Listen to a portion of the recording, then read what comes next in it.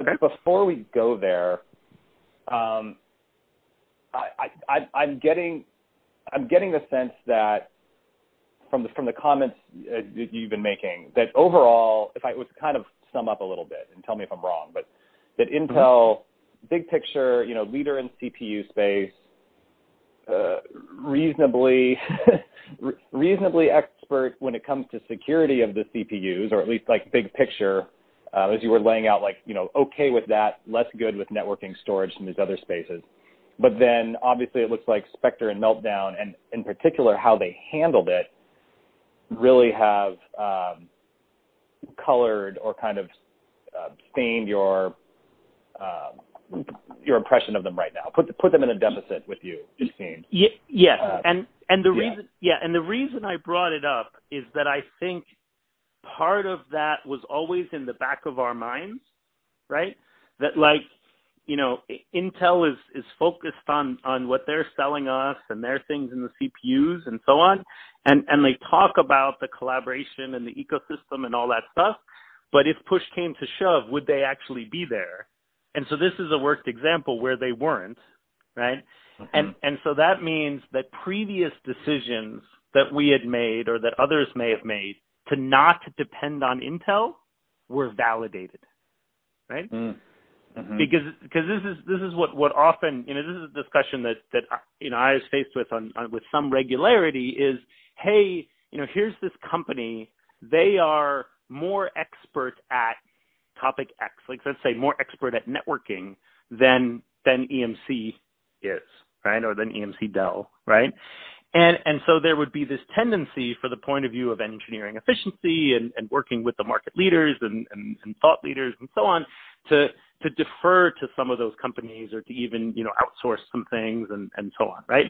And then obviously, in some ways maybe it's obvious, but what would happen then as engineering teams, we would always have to do a risk assessment of that, right? So is the advantage we get from such a relationship or such a dependency, does it outweigh the potential risks, right? Mm-hmm. And with respect to Intel, I was multiple times in discussions where we made those decisions, and occasionally we'd go in on something with Intel. A lot of times we'd leave it behind.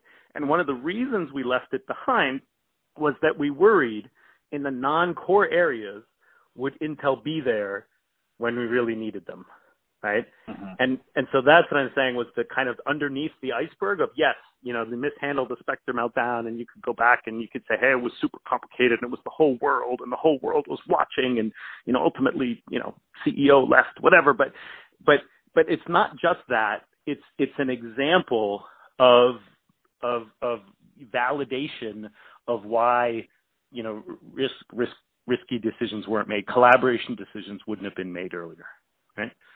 Does that kind of make sense, right? And I think that's an important undertone you're bringing up. I want to make sure I understand. So it sounds like there were, and I don't know the other areas you're speaking of. If there's examples you could give, that'd be helpful. Like if this is more around, you were saying networking. Networking. Okay. Right? So take networking. So a bunch of years, what was that stuff called? What was that stuff called that Justin was trying to sell us? There was a set of networking technologies that Intel was trying to push in. I'm talking about 15 years ago. Give me 1 second so I can pull up the name of this thing so that I can be specific for you. Where's Justin?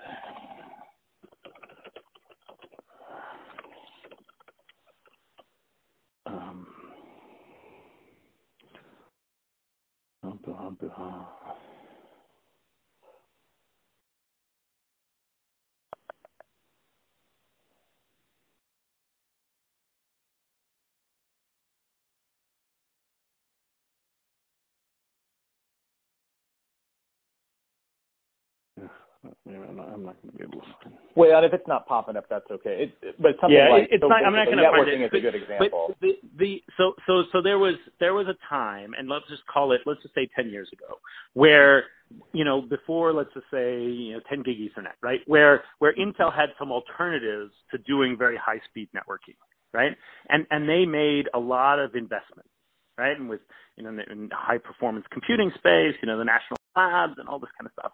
And they said, this is going to be the way to do networking, right? And it was not Ethernet, right? And and then the kind of industry tendency was, why would you do something that's not Ethernet? Like what kind of fools? Do you guys not watch what's going on in the industry, right? Where Ethernet always wins, right? And they were trying to do something alternative, right? And ultimately, not a lot of companies signed up, right? And there was technology that was demonstrated. It certainly made advances in technology, and maybe some of it was folded into future Ethernets and so on, right? So maybe from a technological point of view, their investment was okay. But from the point of view of Intel is going to lead the world into this newfangled world of networking, right? It didn't succeed in that way, right? And one of the reasons it didn't is because other companies chose not to make the bets with Intel. And part of the reason why companies chose not to make the bets with Intel is that we worried that Intel wouldn't have our backs, right? Wouldn't have the backs of the industry and of the consortia, whatever it is, right?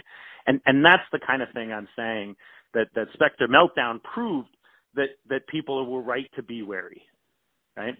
If it's not in their immediate, economic interest, it doesn't sell more chips, doesn't sell more gigahertz and more branch prediction and so on, then it's a worry. Right. Perfect. Okay. Heck, we got about 20 minutes left. Yeah, and I'm sorry, I've kind of taken it off. This is a fantastic. No, Eric, this is great. The trouble is you have too much interesting stuff to say. No, this is wonderful discussion. I'm curious. Actually, I want to poke on. I want to make sure I leave about 15 minutes to show you a couple of things. But sure, yeah. What is this? Does this have implications for other? Like, we're thinking about Spectre and Meltdown, and what you've been talking about here is sort of the lack of trust that this creates for Intel. What does this mean for others like AMD or ARM or NVIDIA, other types of players? Does this have an implication for their opportunities in the space? I think it does, right? Because what it then means, right, if you play it forward for an integrator like us or for an integrator like a Dell EMC is trying to build appliances, right, then we have to take more of that big picture on ourselves, right? Because we have to consider overall responsibility, right, or make different overall responsibility. And that means that we need to make different partnerships. And so that's an opportunity for these smaller players, which I said, maybe 20 minutes ago when I was saying, hey, there's no great thought leaders and so on. But that means that these smaller players, right, who maybe aren't considered, as broad as an Intel, but now that's what we're doing because we've taken on the job of integrating the solution. Right? So now, if a smaller player, a mid-sized player comes to us, and instead of, we've got all this stuff figured out, right? They come to us and they say, we've got this particular part figured out, and we're going to work with you bilaterally or within a collaboration like a Linux, and then solve the whole problem. But then an integrator like us will bring the overall problem expertise. Then that means that those smaller players have a much larger chance maybe than they would otherwise, right? Yeah. And that as a result, they end up in a better position, both business-wise, technical-wise. Right. What would you want? Given the position Intel is in now, what would you want to see them do to help start to rebuild credibility?